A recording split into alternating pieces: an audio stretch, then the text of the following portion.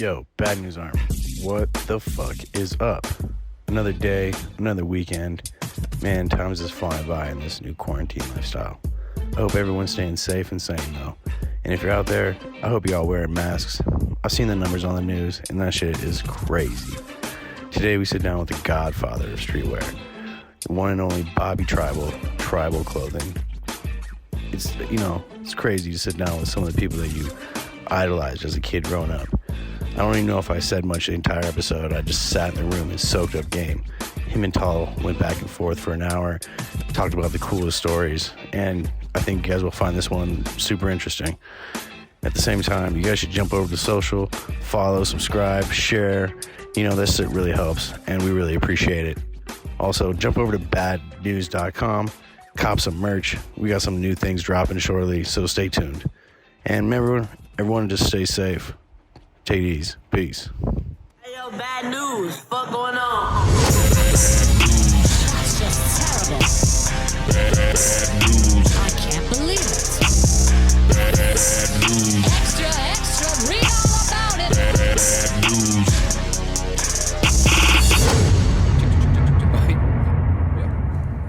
I was like, left here. Huh. All right. I got notes. You got notes. Oh, wow. Wow, dude, I like it. Oh, man. Matt's going to have a good time with this one. Because I was telling Tall, I was like, I don't know, man. Like, I'm gonna lean on you on this one, Tall. I was like, well, I got plenty over here. All right. Well, we're here. Another episode of Bad News over here. Back to bad news. Today is kind of a special one for me. I have Bobby Ruiz, a.k.a. Bobby Tribal, a.k.a. the king himself, a.k.a. Tribal Clica. For me, it's special because I've known Bobby for over 20 years. Bobby's known me since I was a little kid. As soon as I could drive down to Chula Vista, I used to go down to his original place, which was this cool little like warehouse where I met a bunch of people who became, really close friends of mine. And, over the years when you grow up, they kind of fade out. But Bobby has never faded out. He's always been in my life and stayed around, and he's someone I always go to for advice. And I've watched hundreds of brands, come and go while Bobby is 20 plus years in the game of streetwear culture and 30 plus years. Yeah, He's giving me that sign. 89. You idiot. Yeah. But Bobby has so many cool stories, and I know of a few of them, and today we'll share a few, and he'll be able to share a few, and we might talk some shit about some brands, about some people. So I'm excited. This is a good one. Bobby, welcome. Thank you. Bobby. Yeah. I appreciate the invitation. Of course. And it's always good to see you, man. Always. Like, it's always good. Yeah, and man. I appreciate your kind words. Yeah. So But, I'm happy to be here. Let's fucking dive in, man. damn. Let's dive, man. Let's start.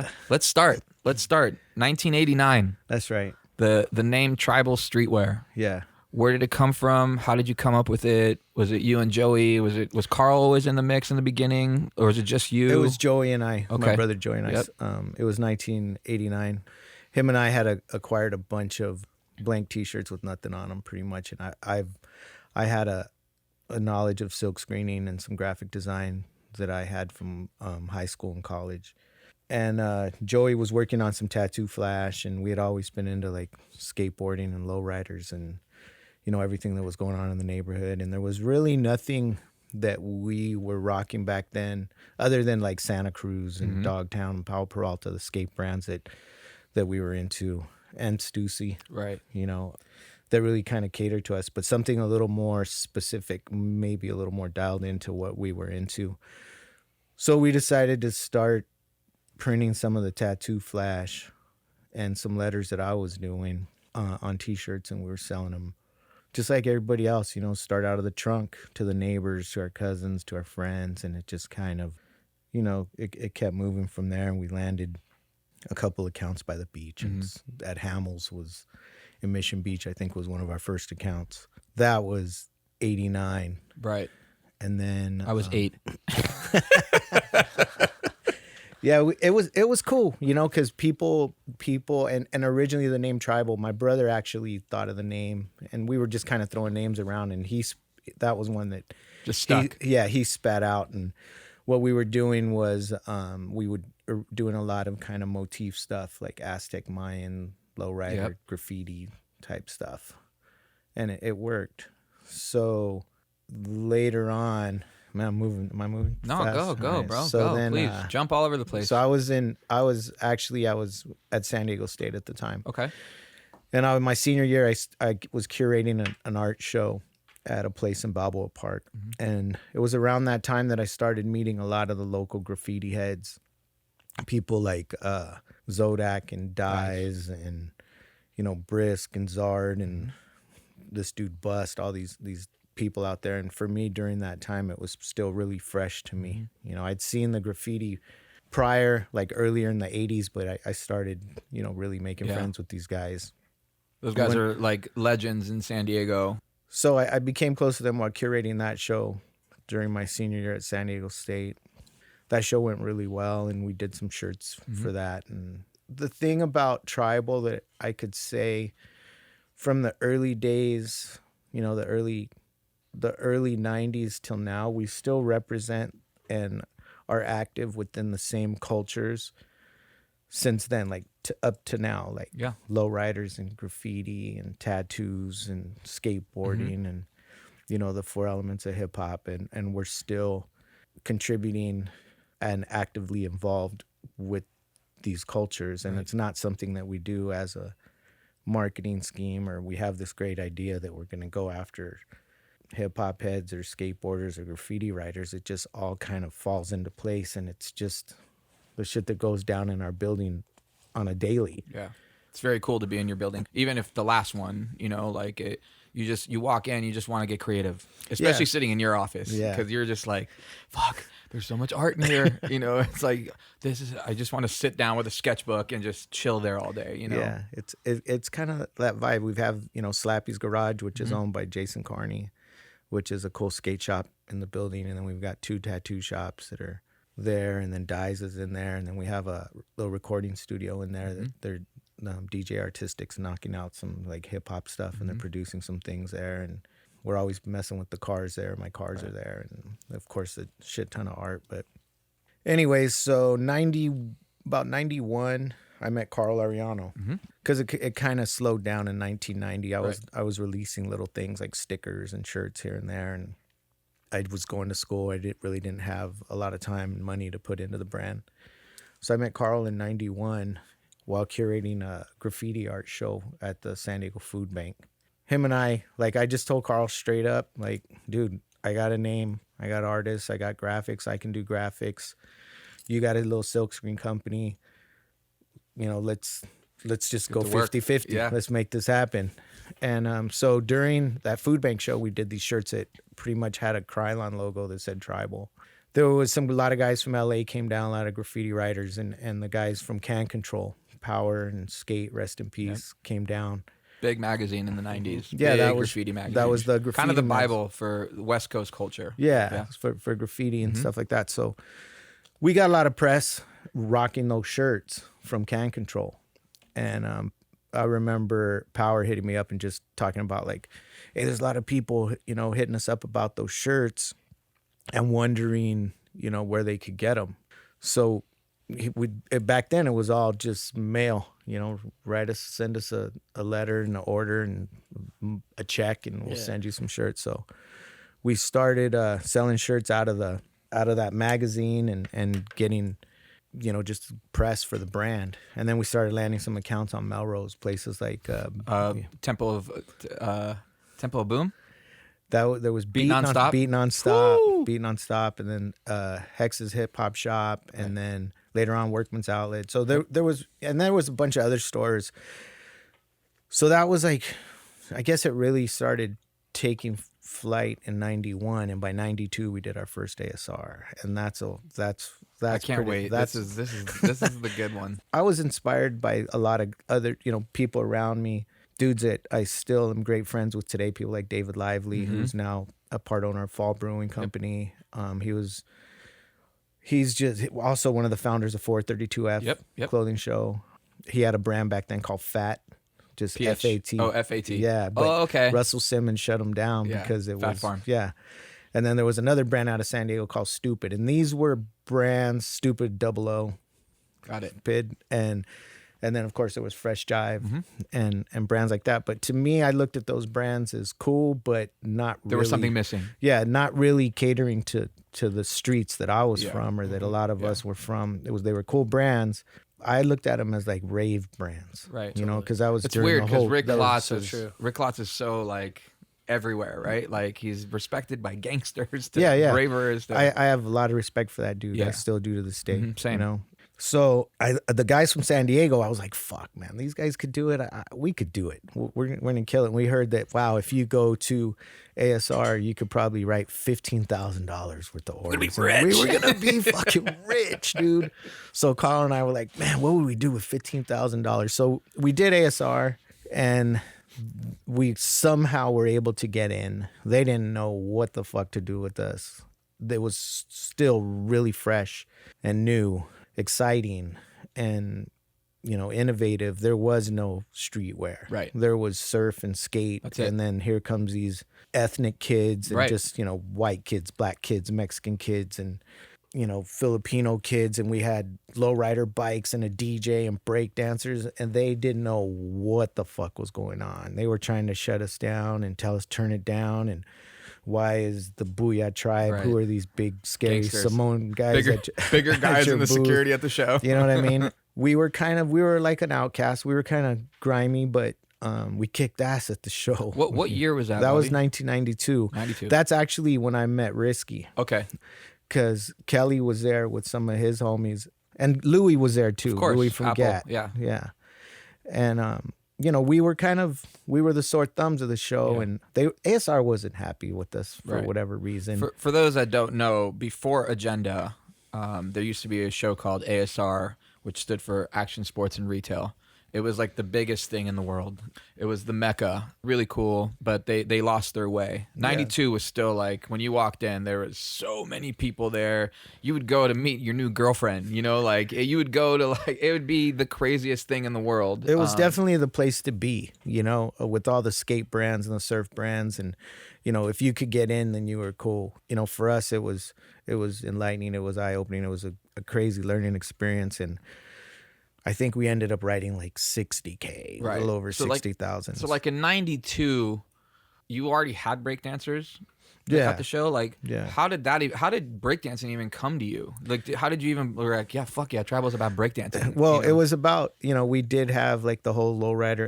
It was street, Right. It was really street shit. And the guys that we were working with, some of these graffiti writers. Because you worked with like Rocksteady Crew, you Yeah. had Crazy Legs. I remember like the dude that's in the Limp Bizkit video with the crazy robot. dude. Wiggles. Mr. Wiggles. He's out That's the here- truth, dude. He's out here in Vegas. Wiggles. I used to is, love legendary. like when he would be on, like the mic would drop, Yeah. Wiggles is amazing. Like, man, dude, it's a beautiful thing, Yeah. just looking back and with all the contributors and all the love that we got Yeah. and the history, and I don't know, I don't want to go all over the place. I mean, the but booth would be like a show. Yeah, You know what I mean, and like they were twice a day.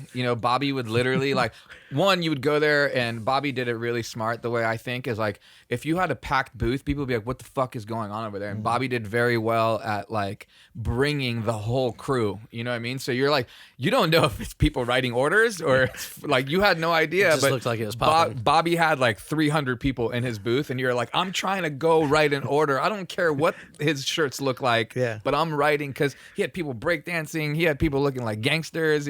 You were afraid, but you wanted to get in there, like no matter what. And that's one thing, because I worked for Louis back then, so I would always be right across from Tribal. So like I was like, man, Gat's cool, but like, at the time where I was working for Louis, like Casey was no longer around Louis, and I was like, the only reason I mess with Louis is because of someone like Casey. So I was like, I need to start being around Bobby. Like I was like, and he was like 15. yeah, Yeah. It's like gravitating towards the cool. I was like, I gotta go this But he way. had some energy that was insane. This dude's always been the networking guy. Sorry, I don't want to Still keep does. going. but Keep going. but I think we did it like that, dude. Yeah. And then later on, at first they didn't know where to put us, and oddly enough, that today all these so-called motherfucking streetwear experts, they don't know where to put us either. Right. Because they don't understand our history, our brand, and they're too busy sucking each other off. Right. And don't really know the roots and the history of real fucking streetwear. You know, like we're still here. Since then, Right. 90% of them, these experts, are either struggling or gone. Not to talk shit, but we've paid our dues, man. Yeah. We've fallen on our face. We've made mistakes, but we never sold out. Fair. You know? No, it's so true. We had, offers from Macy's and Bloomingdale's and Anchor Blue and shit like that, and we just wouldn't do it, But we also undershipped because we were too busy focused in other areas or just weren't doing the right thing. So that may have also helped the longevity of the brand, Right. is not shipping everything that we were writing. Right. We'd go and we'd write X and we'd ship, X minus whatever, and the demand went up. And then there was also a lot of opportunity that came our way internationally. Yeah. That began, I think, in like 93, 94, right after ASR is when 432F clothing show came to be. And the beauty of 432F, it was kind of an alternative show. It was, in fact, an alternative show to Action Sports Retail, which ASR. Yeah. Just because they didn't know how to put not just tribal, but, brands like Third Rail and GAT and the homies from New York, 555 Soul, 555, yeah. GFS, and, what Future and Stash were doing back then. And that's where streetwear, and I tell people this all the time, is if there was any place that streetwear was actually born, in my opinion, it was 432F. Because Wow, okay. that's where it all came together for the first time. That's where, I met people like Shepard Ferry and Ash from Con Art and Mark Echo. You have a good Mark Echo Doze. story. And I'm gonna ask it on here. Don't you worry. So anyways, So what year, I'm sorry, what year was that? that was like 93, 94 maybe. And the reason it was called 432F is because it was held in an office building, like a That's the vacated address? Was that office the building. address? It was 432F Street, it. San Diego. And it was multi-levels, and Carl decided to put a pool table in our booth that year. I was not carrying that shit up the stairs, but somehow they got it in our room. got it in? Yeah. Wow. But anyways, so yeah, there was a lot of really amazing brands back then. And the only way you could see what was fresh and what was new is you had to be there, because no one was posting anything. There was no social media. There was zero social media. Yeah, there wasn't even like a good website to go to on the internet. You're right. Like even a singular website. The blog didn't really exist, like So it's such an exciting time. Yeah. You'd try to walk away with as many catalogs as you could. People were trying to not outdo each other. Yeah, maybe. Yeah, but in a good way. There was with us, it was a lot of these, like, I was great. Kelly and I have been great friends since day one, since 92. Right. And I always tell people, him and I, when he was doing Third Rail, him and I learned a lot together. Like, we didn't know the difference between cotton and polyester. Right. Nylon. We were producing thousands and thousands of jeans in LA, and tops and jackets, and designing clothes, and none of us went to any fashion design school or anything like that. We just kind of knew what we liked, and we were knocking it out the park, man. It was the money was really good, and we were both kicking ass. So it was at one of those 432F shows that we landed Japan for the first time, and those were amazing times. Like, just this young Japanese skater looking kids come into our booth, and they write $250,000, just here you go. And we're like, how the fuck are we gonna produce this? Right.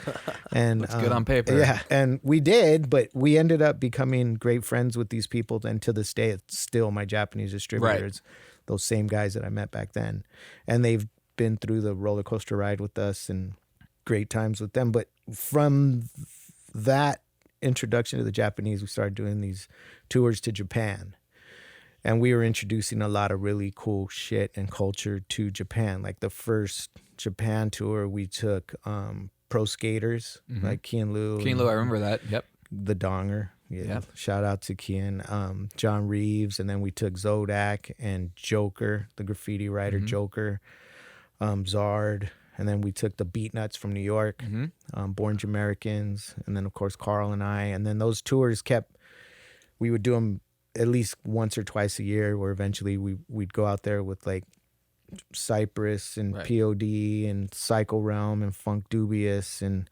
Delinquent Habits and Tony Touch and the kids from Rocksteady crew and, graffiti writers and POD, and then Yeah. was out there with Limp. We did some shit with them out there a couple times. That was like and 2001-ish. fuck, I don't know. Yeah, man. it has to have been, yeah. But yeah.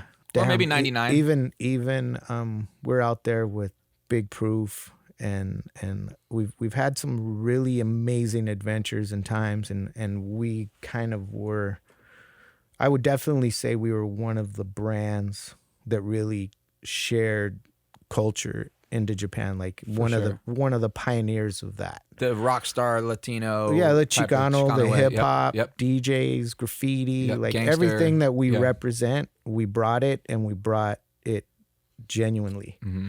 You know what I mean? Real motherfuckers. Right. No. You know what I mean? Like, but across the board, Yeah. not just. But I think also, and we do have this image and this reputation. Like, yeah, we're a little bit gangster, but I'm gonna get into that. Not always. Not really. You know, like we have some really, you know who we've Yeah. worked with. Yeah. You know, like the rock bands Yeah, yeah. and the skaters and But the I think graffiti those writers and- guys wanted to become a part of what Tribal was because it felt like that. Like Tribal Clique, like I represented that like it was my gang. You know what I mean? Like, but it's because it's what you represented. It was like, and it was nothing like we're a gang. You were a unit. We never Before were- G Unit, there was Tribal Streetwear. You know what I mean? But we were always like, there was never any violence. No, hell no. No violence, no hate. It was all love, like everybody, and it was genuinely, East Coast, Yeah. West Coast. And when I tell people that, we're worldwide, is we really are. Yeah, You know what I mean? And absolutely. to this day, and there's a lot of people out there and brands or whatever, they claim this worldwide shit. Come on, man, give me a break. Right. That's It's like true. like where? Where are you?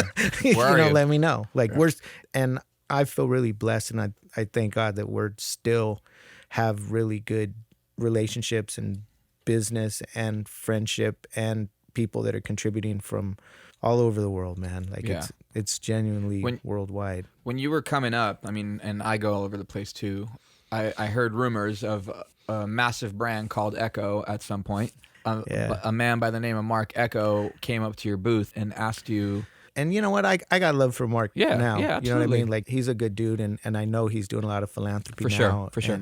And I have respect for what him and his brother Seth have done. Seth is great. And they're real good guys. But we've all kind of gone through our ups and downs. I've always taken the approach, and you know this, I'll share with anybody. Like there's room for everybody. If I can help you, I'm gonna try to help you. And I think that's one of the reasons why we've been able to have so many good people around us and contributors and things like that. But yeah, I met Mark originally at a 432F clothing show, and he was standing up on some kind of scaffolding, airbrushing this big piece he was doing, and him and Seth were there, and his sister, I think her name was Marcy. It is Marcy, and then Yeah. and then Rafi too was Rafi ran New York for a very long time, and Echo. So real good people, and by that time we were already doing jackets and Right. jeans and hats, and we had a whole line. So he was starting belts, and out. He was just Got it. starting. They were like really, really just starting. What a time, Yeah, man! if he was still airbrushing, yeah. what a Yeah, this was time. like this. I don't know, maybe late '90s. I don't know. It's kind of gets blurry sometimes, but. Anyways, we had a hell of a cool booth that year Yeah. too. We were like in this old refrigerator room, and we put neon lights, and Jerry Joker did the design, and it was pretty impressive. And Ice-T was hanging out in there with us, and Doze Green and shit, like ran the Rocksteady guys. Yeah, it yeah. was just fun. So Mark was like, "Hey, how do you guys do like clothing and embroider and make clothes and stuff?" And I'm like, "Come by my office. Like come to the building on Monday, and we'll talk, and I'll tell you Yeah. whatever. I'll help you however open I the can." Bible. Yeah. So he came by, and I shared a bunch of stuff with him. Like, well, hit up this guy. He can help you with embroidery. Hit up this guy. He can, and I told him we make mistakes. We're not perfect. We're still learning this shit too. But we were doing it, and we were shipping and making some money. So him and I became friends, and I'd see him at the trade shows, and it was cool, and we'd always say hello. But then Did he it ever cool just guy? came apart. Yeah. Yeah. And then it just got to a part where one day he was, he just started cool guying me at the trade shows, and I'm like, what the fuck's Yeah. this? Like, because you guys got a big investor now. Because somebody's throwing money at your brand. Right. Here's us. It's still all us, homie. Like it's all us. Always been all us. And you're big now. That's dope. Good. So he rock starred me, and I just kind of got offended. Like, whatever. you know, people knew that I wasn't feeling what Echo was doing, Yeah. and they were, you know, we Limp. Those are my boys. Oh, that's I can't wait to family. get into that chapter. Those are friends Yeah. to this day. Like Yeah. I love those guys. And then, you know, he saw Limp fucking with us, and I'd have pictures that I should have been putting in these big crazy magazines. right? I wasn't doing shit with those. Yeah. They were the homies, Yeah. you know, like, so, you know, then he started doing Limp ads and paying these guys. And Fred actually hit me up. He's like, hey, this, and I go, get money, bro. Yeah. Get it, get Yeah. paid. They're The real people we're- now. Yeah, we're good. Yeah. You know what I mean? Whatever. So then I ran into Mark in Barcelona at Bread and Butter. Biggest trade show in the world. Yeah, it was big back then, and we were just kind of, you know, I just wasn't giving him the time Yeah. of day. We ended up, he was obviously sitting in first Yeah. class, and I was with Mike Giant walking by, and I could feel like this dude's trying to talk to me. Yeah. So I still wasn't having it. And then we caught up to each other at the baggage carousel, Yeah. and I think we were in New York, and we shared, you know, and everything's cool. Yeah. Like it's just people trip, and there's times, and Yeah. there's, you know, you learn things, and Yeah. he was appreciative, and I shared, and, you know, I thanked him for reaching Yeah. out and shit like that. So it's good. Yeah. It's all good. It was just a story and a time, and, you know, I wished him well, and I still do. And, Yeah. and fuck, that's just, I don't know what they're doing now. I mean, You I mean, know? Echo is whatever, but Yeah, Mark, but Mark's got somebody's Complex doing Con, or he Complex, had yeah. Complex Con. That was him Yeah. and Aaron, obviously. I would like to actually have coffee with them or a Yeah, drink or like- something. You so, know, like- I would like to catch up with them, Yeah. because he's definitely, dude. He's different. Yeah, and I- that dude. He's That the dude, man. he's sharp. He's the man. Him and Seth both. Like Yeah. they're They're two different humans, They by the way. speak really well, and they're educated dudes, and I have a lot of respect for them. But I'm from a different school, man. Mark, You know what I mean? Mark cool guyed me the first time I ever met him. Joe Hahn from Lincoln Park took me and Aaron to dinner with him, and he was like, every time Aaron would talk, because Aaron was like geeking out because it was Mark Echo, and obviously Aaron's background, you know, with Agenda, and yeah, you know, yeah. for me it was like Echo to me was whatever, but I love Zoo York, so like I appreciated that Mark owns Zoo York, you know, Mm-hmm. and I was like, this guy's such a dick, like, you know, like Aaron would be like, he'd say something and he'd be like, yeah, those guys just painted my office, talking about like us Jimmy's, you know, and like he just like, and I was like, yo man, like I wanted to just get up and be like, yo, you're talking about dudes like this kid and I have known and we never paid for. Yeah. You know, like I'll call them and they'll trust me, they'll show up for me way Yeah. before you. But Yeah. that was that, you know, he was a dick, and I kind of was like, whatever, I don't like Mark Echo anymore, but that's how I work, you know, and that's That's the how we difference. work. Yeah, that's the difference between Aaron and I. Like Aaron doesn't write people off right away, and Aaron and Mark are super close friends, like super close, you know. And Aaron and him became business partners. You know, they That's dope. came up with Complex Con, and you know They're killing they talk to each other all the time. We never get invited to none No. of that shit. Well, I'm you not, don't. I'm not invited to none of those panels, none of that expert shit. You should none be. of- You should. Well, you but know, look, Aaron has nothing to do with it anymore, and I don't think Mark does either. You know, like No, I get it. You know, but it's kind of goes back to what I was saying. Like people have this perception of us, right. and I don't know what, because they don't know us. Right. They don't know much, and they're not looking at the big picture. But it doesn't really bother me. We kind of laugh at it because the majority of these experts are like, really? Yeah, no, for sure. So I know you're not like mad at Mark anymore, or you guys have squashed it, but like, Yeah, yeah. did you ever feel that it was like you gave them all like all your leads No, and stuff? no, it was because kind of they got to the way vest, right? bigger than we ever No, but did. like in like the design aspect, like didn't they kind of like they didn't really do like the full like Graffiti, like, b-boy yeah, yeah. thing, but Yeah, like yeah. and they did it from the East Coast perspective, I guess you could Yeah. kind of say, but like they kind of jocked the whole vibe, right? Oh, yeah. Because I remember from a kid in the North Bay, like you would go to the store and there'd be like a big Echo display, and then off to the side there's a tribal display. and little they tribal. Looked, they looked very similar, you know. You almost Yeah. were like would go be like, Yeah. oh, look at that new Echo shirt, and pull up like, oh, tribal. I like this. Yeah, This yeah. is better, but Yeah, like yeah. it was so weird to me. They felt like so close together. Yeah.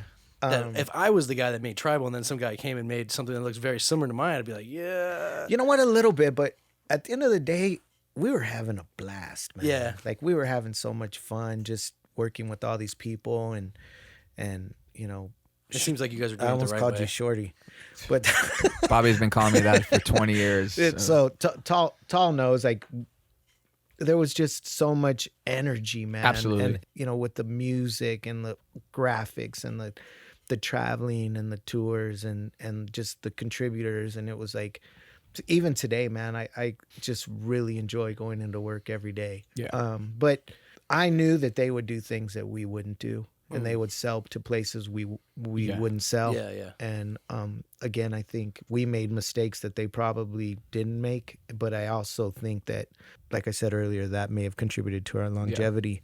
people recognizing the brand and respecting the brand, and badass people contributing to the brand, and the way it's evolved. You know, like we've always like I said in the beginning, we started with Tattoo Flash. Yep.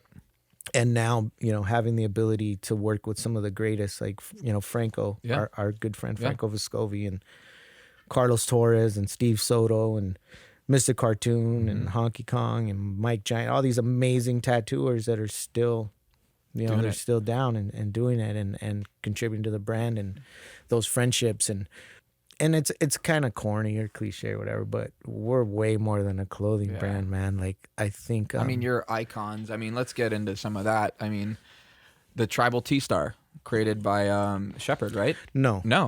The Tribal T-Star was actually created by one of my early mentors, and just a brilliant guy named Bill McMullen. Got it. And myself created the T-Star. We sketched it out. Him and I just kind of were playing around with some things, and Bill's fucking amazing. He went on to work. He was from San Diego. He is from San Diego, and he was one of the first Mac guys I knew that was just a badass designer on a Mac.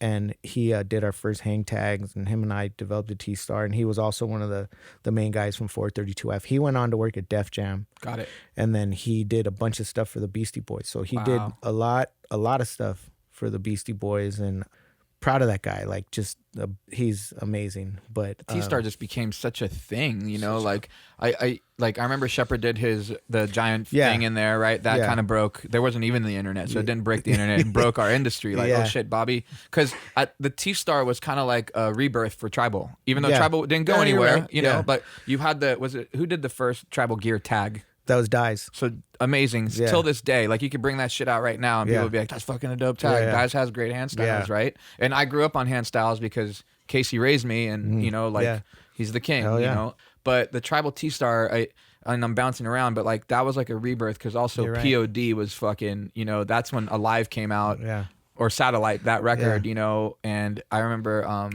I forgot the ballad song about the kid that shot somebody in the song. He was wearing the Tribal T-Star American flag shirt, and that was like huge. I always used to get Youth of the Nation. I used to get so pumped seeing that, because I know how much you backed music. And POD, you know, you hear the band POD, you automatically think Tribal streetwear. Well, we were that way. You remember Tribal was right next to Soma. Yeah, absolutely. So because of that, we were able to meet a lot of really cool bands, and this was the beginning of rap rock, right? You know, so the first band that I think that I met to come through there that I was a fan of already was Korn. Fieldy and I became really good friends, and Head and the other guys in the band, because they would come through. And I remember Fieldy coming in and goes, man, because Fieldy, those dudes are from Bakersfield, like, they know what's up, like, they're from Southern. They can relate with Tribal. They get it. Excuse me. At that time, everybody was jocking them because they were hot. They were the biggest. They were that band. Excuse me. So I remember telling him, I'm like, why should I give you shit, dog? Like, everybody's sucking you guys off right now. Like, why? Like, really? Like, I thought he was, because I still had this street mentality. This dude's trying to burn me, get over. Like, you know, it's like, you know how you do shit. Right. I want some free shit. You're not going to even wear it. And at that time, it's like, you know, we weren't in a position to be giving a bunch of free stuff away. So he goes, no, I really like it, dude. I'll show you. Like, and I'm like, all right, cool. So I gave him a bunch of stuff, and he brought me the CD cover, posters, magazine covers, all this cool shit. Fieldy was notorious for wearing your basketball jerseys. Damn, you know, videos, and I love that guy to this day. Like, he's the homie. And so from Fieldy, I met the Limp guys. Right. So of course POD, that's family. That's San Diego. So, but when Fred first came around, I think he had like leopard hair or some shit.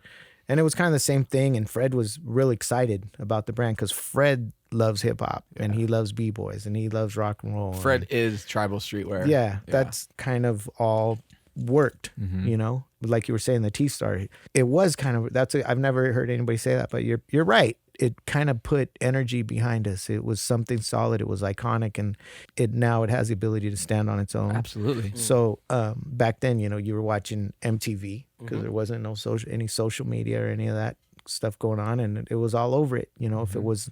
And then of course, you know, for me, just to take it back a little bit, you know, when you see Like when the Beastie Boys were rocking that shit, when I got to meet those guys, get I was geeked like, out. oh my God. Right. Like, and to see like my favorite Beastie Boys, like ad rock, like this dude rocking some tribal shit and carrying a tribal bag. I'm like, holy fuck, you know? And then same with, you know, going through it was a Thrasher magazine, because Right. we used to advertise like in Thrasher when Right. it was still on newsprint, you know, but when it got to color, to see Be Real rocking a tribal hat, you know, and that's a whole other story, you know, Right. just becoming good friends with the dudes from Soul Assassins Right. and Sendog Yep. and Be Real and the whole Cypress Hill thing, and those dudes like that are like legendary, or Eazy-E, Mm-hmm. you know, like being able to hang out with him and have that dude rock the gear and Right. shit like that. So, you know, Snoop and Lauryn Yeah. Hill and just Everyone. people rock the shit, you know, and today still, you know, we're still out there on tour with, Oh yeah.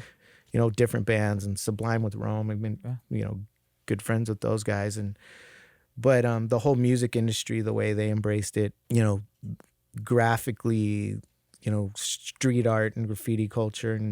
And back then it was like, it wasn't easy to do. It wasn't like a social media thing. We were traveling. We were going to Germany and France to hook up with Mode 2. And, Yeah.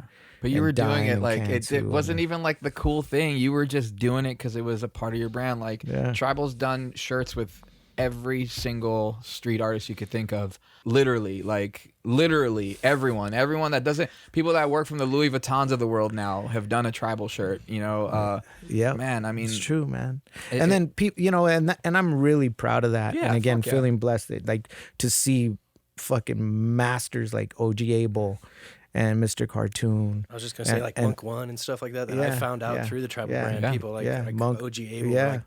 like blew my mind when I Yeah, first dude. discovered him. Abel did some of his Still- best work. Yeah. That DJ, that Chrome DJ Yeah. that he did for you. Yeah. Yeah. Fuck, still. Yeah. Still. He's the man, dude. And beyond that, we're still all real good friends. Right. You know, like Yeah. we're, you know, I've got to go to Germany in a couple months, and I'll see all those dudes. Cantu and Cantu Bates. Dime and Bates and people, new guys. There's this dude out there we're working with called Baker, who's like sick. And that's the other thing, you know, there's all these new heads that are like, fuck, how can I, you know, I get, not to sound like a dick, but just get DMs from amazing artists all the time. Like, how can I do a graphic? Or can I Right. do a graphic? Or, you know, check this out. Look at my work. Like, Yeah. and it's cool. I mean, Bobby, I mean, like, even remember the Tribal shirt that Ernie did? That was groundbreaking. That was like, I'll show that shirt to you later, Matt. But it was like this guy Ernie was like the king of 3D. And yeah. I mean, him and Delta. yeah. Oh, So but- Delta did, for the kids that are listening. Delta did the Meteor album cover for Linkin Park. exactly. Shinoda has always been, and Joe been very ahead of the time with, you know, with artists, and Delta was on Yeah. the cover of Meteor. That was an amazing move. And then they did the stage. They right. did the and whole stage. with- You're right. Yeah, You're that right. Was, that was, they were out on tour with Metallica for Yeah. that stage. Yeah, I remember that. yeah, they did. Yeah, but the funny thing about those two guys is Ernie, who's amazing 3D, and everybody goes, "That's the guy who started it." Yeah. And then some people say, "No, it was Delta." Dime. But But you asked, Delta and you, Dime. you asked Delta. Well, even Delta before Dime. Yeah, But okay. but Dime's a shit. Dime took it To a whole and different did his level. whole Yeah. But you ask Ernie, and Ernie goes, "I don't know, man." But Delta's like, he's cool. I don't know. I think we did it at about the same time. Wow. And then you ask Delta, and Delta goes, "I don't know, man. Ernie's the shit." Like, Yeah. you know, they neither one of them. They have so much respect for each Yeah. other. It's a beautiful thing. Yeah. Like, these dudes ain't trying to take credit for Yeah. that shit. Yeah, man. It's a trip seeing how everybody has grown and progressed. Yeah. And It's crazy. Side note, which is sad too, is, you know, the first band I ever worked with Bobby was Linkin Park. And I remember bringing Linkin Park to Bobby. Yep. I'm like, hey, my friends have this show. It's like, I don't even remember the place on the beach that they played on, but it was probably like, it's probably like Canes or yeah, it something. sounded like 300 people Yeah. capacity, you know, like sold out. You know, I'm Yeah. like, these guys are going to be great, Bobby. He's like, yeah, you could take a little box to them. I swear the box was like 24 by 24, like a couple Yeah. shirts, you know, but then like 2 weeks later, you know, Lincoln's on Yeah. the cover of Rolling Stones wearing, you know, Tribal. Yep. And then that was like Bobby's next, like, you know, it's not, no disrespect to Fred or Yeah, Korn, yeah. but Lincoln was the next band that Tribal got really behind, and Mike and Chester and Joe and the band got really behind Tribal. It was really cool. It was a beautiful thing. And then Amazing real quick, dudes. I mean, 20 years, you know, the first band I brought to Bobby, the day Chester died, I was pulling up to Bobby's warehouse. You know, That was a tough day for us both. Yeah. I just pulled up. I get the news as I pulled up. I'm crying, you know, like, because my idol just died, you know, and a friend, and besides the band is my family, straight up, like my fucking family. And I roll upstairs and Bobby's crying and I'm crying. We just knew right there, like, and it's so crazy that that's how I met Bobby. Is I knew him. He was a close friend already, but like we became even closer because of the Lincoln, the Lincoln thing, you know. Yeah, so crazy. Sorry, that was a side note. That's One day, so you guys got to do a podcast on this guy. Like Tall's yeah, an that's the amazing. part, yeah. I could sit here and tell you stuff about him Please and do. how What do you proud got? Tell me some. dude, this just proud of him. Like where I've seen, you know, I've watched him build and he's probably the best networking dude that I know. Oh, he's the dot Like connector. he is the man. Like, and I was with Carl the other day and I told him, dude, Shorty's the man now. He's like, really? I go, dude. But yeah, just the way he was networking since he was a kid, like running around in all these baggy clothes, like bouncing, like running everywhere. Like just like I said, if the door was closed, he'd knock that shit down. Like he wasn't real good at taking no for an answer. And I don't think he probably is still. And that's, you know, he's just, we're proud of this guy. Just, and the introductions and he's always, he knows so much and so many people got love for this dude. Like, let's get back real quick.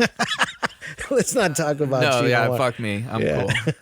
Philippines, Bob. Oh yeah, that's a trip. That's one of your biggest things, right? Yeah. So the thing about licensing is a lot of times you're not accessible to the entire world just because of costs, right? And you're not able to reach your market because your goods go into expensive if you're shipping them in from California or you're going through your manufacturing. So you licensing is kind of it's a whole. Basically, you license people. You give people a license to produce your product under your guidance in another country. We met some people from the Philippines who are amazing team. This guy Wilfred Sai, who's the boss out there, but they just fell in love with the brand and what it was about culturally and the style and the people. They introduced it to the people of the Philippines through, you know, marketing, clothing, and, you know, video and everything else, and that just kind of people latched onto it.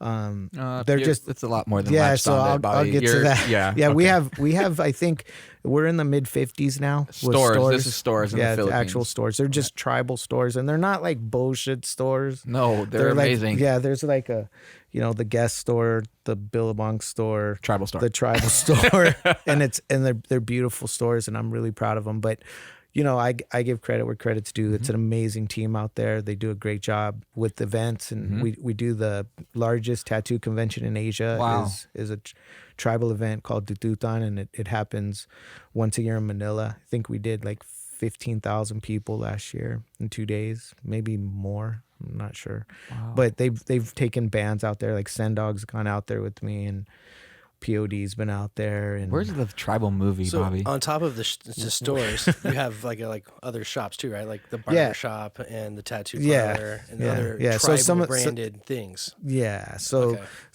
in some of the clothing stores, there's barber shops in there and tattoo shops, and then they're also in some department stores, and it's a trip. It's a trip, you know, and good people and the people out there, they get it. They love it. They love the culture. They love the brand, what we represent. But I'll tell you, the people in the Philippines don't really attach themselves as much to the hip hop side of the brand.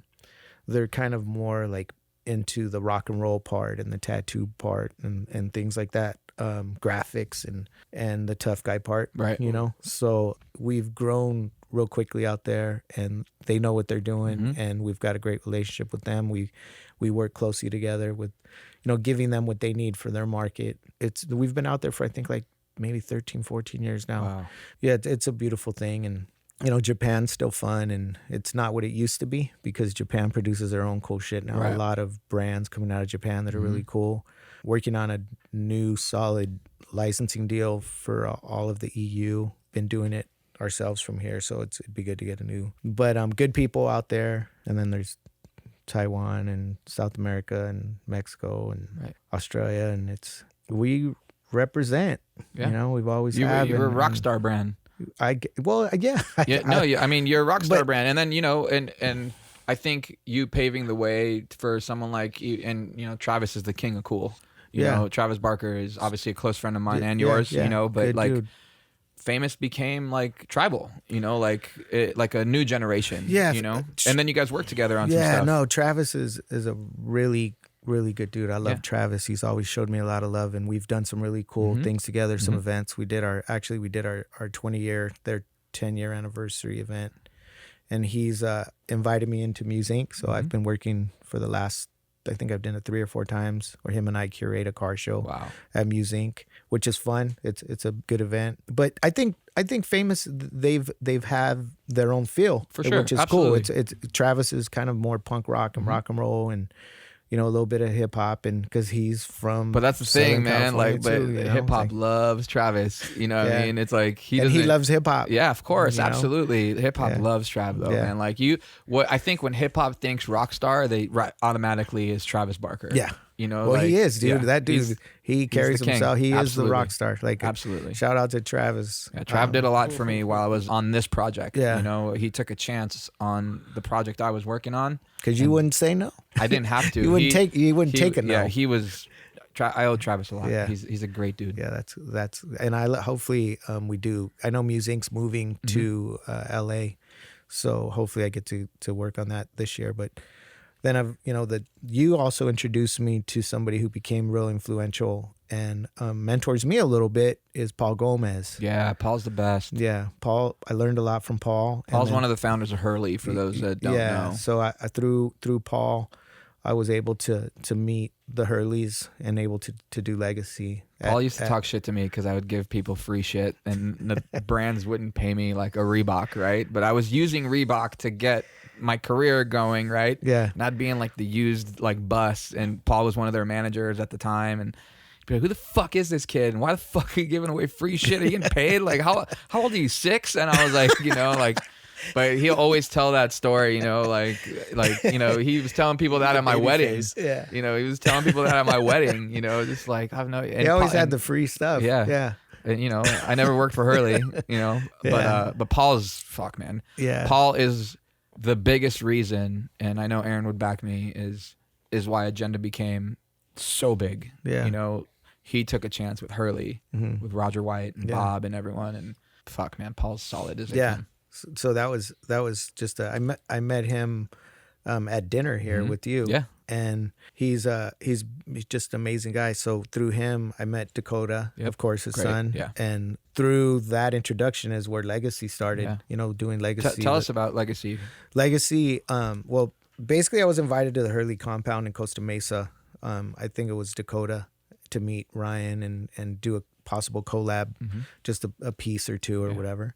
So I'm walking in there and I had never been there, and it kind of looks like an elementary school. It does, you're right. Like the little compound. I walked in there and I hadn't met Ryan yet, and I forgot his assistant's name, but anyways, I looked in. Ryan is Ryan Hurley. Ryan Hurley. Yeah. So I walked into the office and I'm looking at the compound and my gears are going in my head. I go, man, this would be really cool to do a show here. So I walk in, I tell Ryan, midway through the meeting, I go, it'd be really cool if we did like a car show, art show, because they have a skate park there. Yeah. Like do a really cool cultural event here, like art and skate and cars and music. And his assistant looked at Ryan and goes, yeah, we should do everything he just said. Like, let's do that. And I'm like, that. So Legacy 1 was a part of our 25-year anniversary, and it was at the Hurley compound, and it was everything that the Tribal is. It was an invitational car show. They have a skate park there, like an indoor little skate park that was going, and then we had an art show. We featured painted surfboards, and we had motorcycles and music and DJs and b-boys and the whole thing, and that was Legacy 1, and then we ended up doing it a couple times. And then the last Legacy, if people want to check it out online, you could look at Tribal Hurley, the Legacy show on YouTube. And you had like Craig Stesick did a bunch of stuff too, right? Yeah, God, I love that dude. He's a shit. That's like the most OG person on the planet. Yeah, so like, that's, dude, it's like I said, I'm just so blessed to have worked with so many people, amazing people, and Stesick, and he's a shit. So, and he helped curate the show as well. he was one of the co-curators of the show. And then the last one was for our 30-year anniversary, and we did it in San Diego at the Broadway Pier. That one was amazing. It was surrounded by water. Yeah. It's in a beautiful venue, and it was a perfect day. And it felt more like a big party than like anything else. We had, I put this crazy art show together. That's Legacy. That's the one that we'll be showing at the Mayfair in June. It's a little over 50 pieces, and it's kind of, it's a uniform show. Mm-hmm. Everything hangs the same. They're all 18 by 24s. That's great. Yeah, all the artists you could imagine. Like I'm sure. It's an all-star list of artists that we did. That art show was there, the car show. We had a big half pipe in the back. It was badass DJ. It was amazing. So that all came through your introduction. Oh. That was just, Legacy came from, but that's what, I tell my boys and my daughter is everything comes from somewhere. Right. And that's why it's important just to try to be cool with people and be kind and respectful. And because you never know who's going to turn into, like, look at you.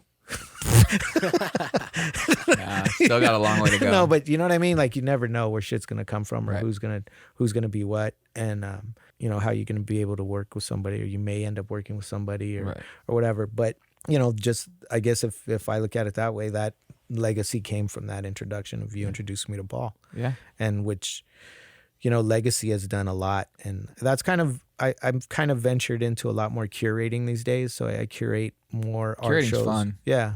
And really we turned a part of our building into a gallery. So we've got some Carl's, actually. I brought Carl in as a curator. Wow. We're doing a tribal alumni show in May at the lower left, and that'll be fun. And then we're going to show the artwork from Legacy at the Mayfair, and Risk is involved with that as well.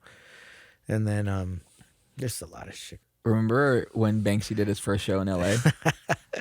Yeah. But do you remember like I got jacked. Everyone thinks the first show was the one with the elephant. Hell no. See, finally I have someone next to me, because I haven't had Casey on here yet. No. So I'll tell you. So I met Banksy in Hamburg, Germany. Yeah. There was a show. People don't think that he exists, but this is like, I'm telling you people right now, like Bobby is one person that he speaks stories, and this is Banksy. He's got some stories about this motherfucker. It was in Hamburg, Germany, at this show called Urban Discipline that Dime used to put on. And how much were paintings going for, Bobby? Let the people know. It was like nothing. But I wasn't feeling into that. I wasn't feeling it, because it was like back then it was like, who's this guy with stencils? It's not what you and I looked up to. Like who's like stencils, and I agree. About the Queen and wheat paste, and it's like, let me go look at this Delta piece. Go to Bobby's Instagram and scroll down about a year. He did a post about a year ago, and he put up some photos of from that Banksy's show in Germany. So there was some gatherings at that show, and there was a dinner, and I'm sure I met him, and I don't remember what he looks like, whatever. So then he gets to LA. First show in LA at Rusty's spot. It was like a silk screen. Yeah, Rusty from LTS. Grimy as fuck. Yeah. Yeah. So I was there. He calls me. He's like, "Hey, mate, like I need jeans and a bag or some shit." And I'm like, "All right, I got you." Like I didn't remember what he looked like, but he was, he stayed in touch. Yeah, he stayed in touch, and he was part of the whole Urban Discipline thing, and he reached out. So I'm like, "You're an artist, you're in LA, you're broke as fuck. Let me help you out." I told him I'd send him some things. Like, I think he needed jeans and a bag and some shirts or whatever. So I told him, yeah, cool, just leave me like a print. Like, leave me a print or something there, like whatever. Just so I didn't just give him shit.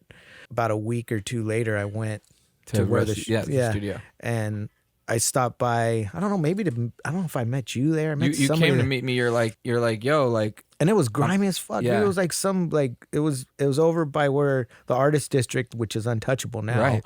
But it was grimy. It's kind of where Cartoon and Estevan and Kelly had their spots, and Sucker Mike. Yeah. So I get there and they go, no, there's no print. There's nothing. I'm like, all right, whatever. I didn't care. No, you're like, I'm cool, man. Like, I just talked to this fool, and like, I'm like, yo, man, I've known this dude forever. Like, yo, no one's allowed in here, but I was in the warehouse. Yeah. Because I was with Dame from MSK and Rusty, and I was like, yo, man, that's Bobby. It's always like, ain't no one coming in here at all. And I was like, fuck, this dude just came from San Diego. Yeah. Like, probably to meet with Kelly, but also... But he wasn't, to me, it wasn't a big deal. It was nothing yet. Like, he wasn't a big deal. And the funny thing is my kids are always like, damn, Dad, if you would have got that Banksy, how cool would have that Banksy been in the pad? Like, I'm like, yeah, you know, it's like, okay. You're thinking pad while we're just like, how many zeros? I already sold that thing. Yeah, but that was part of my, you know, and you know this, I have kind of a thing. I just collect way too much art.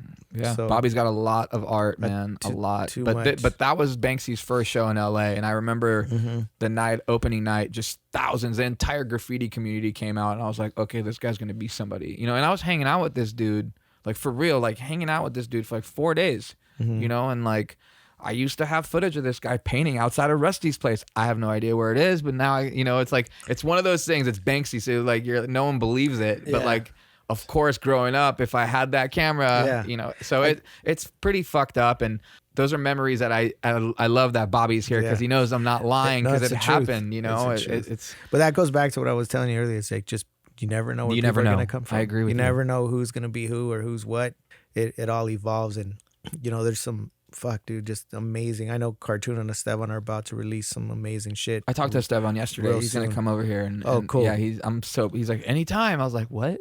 yeah. I had lunch with them last week. You know, we're still great friends, and he'll probably tell you the project. Yeah. I don't know if they told you about. No, he didn't. We didn't. I just said Bobby's coming. We'll let him. You know, discuss that with you. But yeah, man, it's been amazing, and there's so much more coming. Yeah, like of course, I know what 2020 looks like, and the shit that I've got, you know, that I'm working on, and events and shows, and you know, just the brand keeps, you know, I think there's kind of I feel like for the past couple years there's kind of been a bit of a resurgence and activity, and it's really cool to have my son Isaac, on board. He's been there for about 6-7 months now, and he's got his own clothing brand called the Silk Cloud because sometimes tribal's not cool enough for him. Right.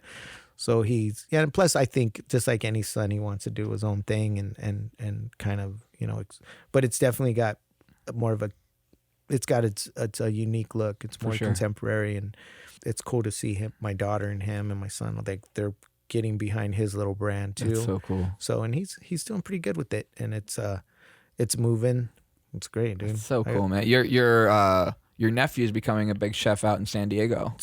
The biggest, right? I've been talking to JoJo, man. Yeah, he was on the cover of the Reader last week.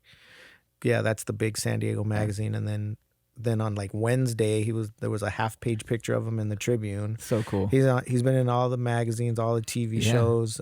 He's a part of what's going on here, I think, somehow. With the Click Group guys, with Andy Massey and Ryan and J Rock, and he's been posting some stuff with Truff, you know, Aaron and I's hot sauce brand. Yeah. And, Jojo Ruiz, he's the man in San Diego. Like you look at, I don't know if you've been to Soraya at the Dell. The Dell is the most iconic hotel in San Diego. Okay. The Coronado. Yep. So it's been completely remodeled, and he's the executive chef at the main restaurant there, and he's gotten a lot of awards. The James Beard Foundation, where he works with a lot of the local fishermen and people that the produce companies, but he works with like directly with the fishing boats. So and cool. He's gotten a bunch of awards and stuff like that. But he's amazing. You know, we were talking, right? And finally I was like, yo, he's like, what's up, man? I was like, just so you know, like, are you Joey's son? And he's like, yeah. I'm like, go tell your father that Shorty says what up. And he was like, what? And I was like,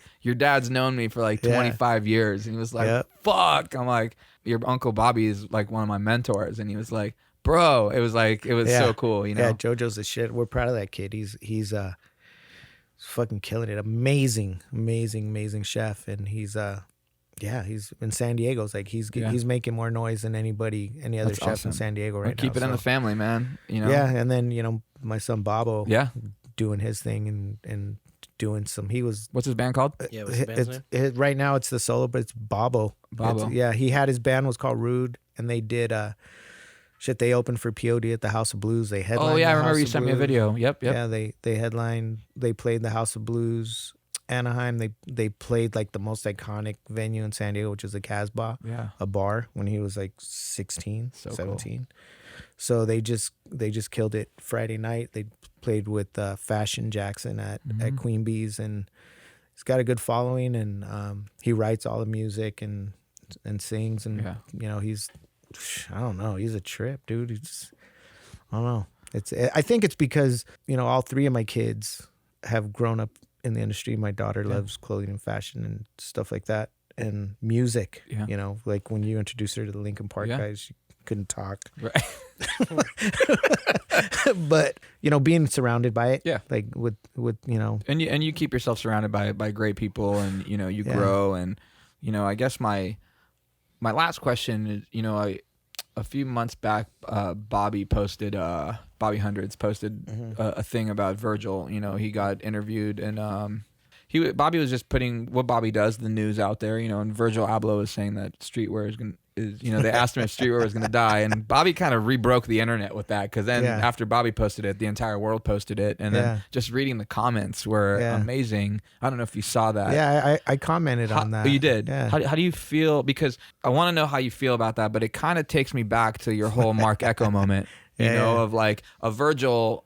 Is the new Mark Echo. Yeah, how long has he been around? I don't know that, dude. How long has he been around? Well, can you answer the question? No. Okay. How long will he be around? Right. That's what I'm talking so about. How do you feel about and his answer? Where is he? What countries? Oh, I don't know. Well, he's in Louis Vuitton. I mean, Louis Vuitton now, okay. But So he's out there, and I don't know who that dude is. Right. I don't know if he knows shit about streetwear, right, or the roots of it. It was awesome to see people's comments, or and who was commenting. The paths that we paved, right, the shit that we pioneered. Falling on our faces for all these people to talk shit about it. Come on, man. Bringing baggy clothes back. Bringing like high fashion, stealing it for the last. Whatever. I don't know that dude. I'd like to talk to him if he wants to know some history. If he wants to, for sure. I'm sure there's things I could learn from him too. Right. That whole thing about streetwear dying, it's like, motherfucker, speak for yourself. You know what I mean? We're not going anywhere anytime soon. Right. And I understand that completely understand that there's different factions of streetwear, if you will. There's stuff that's, completely built on the internet and totally social trendy media, trending, and fast fashion. Fast fashion. And Giorgio Armani posted the other day, or he talked about it. He was talking about he's sick and tired of trends. He's like, start talking about what Carl did or what I did. Armani, like. It's like, I don't want to hear the fast trend fashion. He's like, I'm over that, Yeah, I mean, I think with us, we've always done what we feel, and we don't follow the trends. We keep tabs of what's happening artistically, as far as graphic design, and sometimes, skulls were everywhere forever. And now it's like people aren't really doing much with skulls anymore, big graphics. And, it's like, I see it and I understand that there's different types of streetwear, and I respect that. But as far as people should know their history and should know who's who and what's what before making comments like that, or but they're misinforming kids maybe, and there's a lot of like I said earlier, distortion with what streetwear really is, or where it's come from, or where it's headed, and that's maybe part of it. And I we're not going anywhere anytime soon. That's awesome. That's there's a lot ahead of us, and like I said, Isaac is part of my son. Isaac's part of this new streetwear look and movement, but I know that kid he knows everybody. He knows his history. He knows where. I don't know. There's maybe these guys they'll be here as long as I've been here, right? Or maybe they'll be here longer, and more power to them if they are and if they can. But they'll never have the history. You know what I mean? They won't have those roots that no way. That we were all there, dude. Like it's something very real that's become kind of like, here you guys just said Louis Vuitton, and I know Sean Stussy's doing something with Dior. That's great. Yeah. Badass. It's like, where's all these connections to the street part of streetwear? Right. It's like currently and before. Like just it's more than that, It's easy to get on the gram and be like, yo, I'm a street brand and I got connections. But if you don't really know anybody or have the actual street guys that are like out there every day in the streets, then it's I used to be afraid to go to tribal parties. so even though I was super close with Bobby and, and the guys that worked for him, like Brisky and stuff, but like I used to be like, look at the Psycho Realm guys right there, and God knows what gangs but there was never nothing, ever. any violence. There was never. There was a couple. I was Was there there? for a few. Yeah. Okay, maybe I forgot about those, but Easily he kept the street Yeah, real maybe, street yeah. and tribal. but I think that's part of why maybe we get ignored or neglected or by these hot shots that think they're experts and know everything there is to know about streetwear is because maybe we're a little bit grimy, maybe we're a little bit too street, but do your homework. Right. Like look and see who we've worked with, what we've done, where we've Absolutely. been, who's on our roster. And watch us grow and where I think there'll be some people that are surprised. Maybe we're not doing these crazy numbers, but They're good enough. Yeah, my friend. I'm happy. You're as still fuck. here 30 years yeah, later. Yeah, but I'm happy. I'm blessed. I got all my toys. I've got a beautiful family and it's there's great people around me still. The contributors are still amazing. And Bobby's car collection is like. New designers they don't need, they wish they had, Bobby's car collection is out of control. It's fun, man. It's that's my shit since I was a kid. Yeah. And it's skateboarding. It's actually I discovered low riding while skateboarding. Right. When I was just a little kid. Yeah. So it's come full circle. I can't really skate much. Right. I know that. I know. Falling hurts. It's okay. But I still fuck around a little bit in the driveway. But beyond that, it's like I just ride the cars and shit. So. Well, man, Bobby, appreciate it. That's great. thank you so much, Damn, man. That was a lot. That was a lot. No, I appreciate the invite, man. Of course, I man. appreciate you guys reaching out. Dude, and, absolutely. keep doing what you're doing. Thank you. And this place Thank you. is amazing. Yeah. Like if you haven't been to the Palms and you come to Las Vegas, you're blowing it. Yeah. They've got the best spots here. The art collection is insane. Everything's just. And if there's some way you could find your way into that Damien Hirst suite just to have a look, Yep.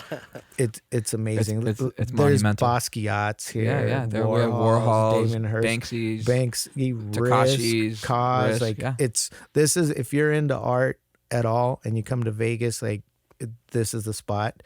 And they didn't tell me to say that shit. We paid you to. No, that's all me. But thank you, amazing Bobby. places to eat, and it's just the Palms. Let's has go always, eat right always now. been fun. I'm So down. hungry. Thank you. Let's do it. Thanks, Bobby. Thank you. All right. Bye. All right. And we're out. Cool. Peace. Yo, bad news. Thanks, Fuck Bob. going on? That's just terrible. Bad news.